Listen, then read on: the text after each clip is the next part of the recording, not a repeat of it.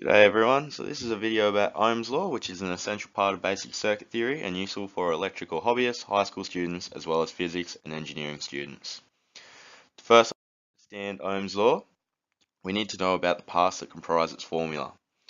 We have voltage, which is the potential difference of pressure between any 2 points of energy, its units being volts. Next we have current, which is the flow of electric charge, or electrons, its units being amps, and lastly we have resistance, which is the opposition to the flow of currents, and its units being ohms. The formula itself can be thought of through Ohm's triangle, or as you can see with voltage being on top, the current and resistance are multiplied together to find the voltage. An example can be seen where we have 0.5 amps times 100 ohms, which will give us 50 volts. These are directly proportional, and so if you switch them, you will still end up with the same result. To find current, we have the voltage divided by the resistance.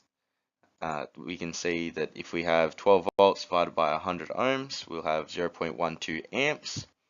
The resistance is inversely proportionate, and the voltage is directly proportionate. Lastly, to find the resistance, we have the voltage divided by the current. And an example can be seen where we have 12 volts divided by 15 milliamps, which will give us 800 ohms.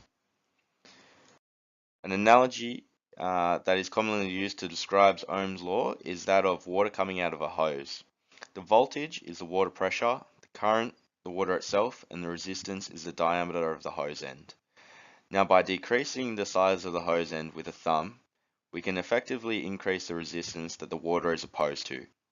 Remembering V equals IR, we can see that by increasing the resistance, we are also increasing the water or voltage pressure,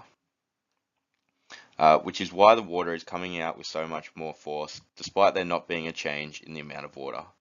You can check this out for yourself with a hose at home or with a multimeter in a simple circuit by changing one of the variables in your circuit and measuring how it affects the other values. Thank you for listening, and I hope this video was helpful.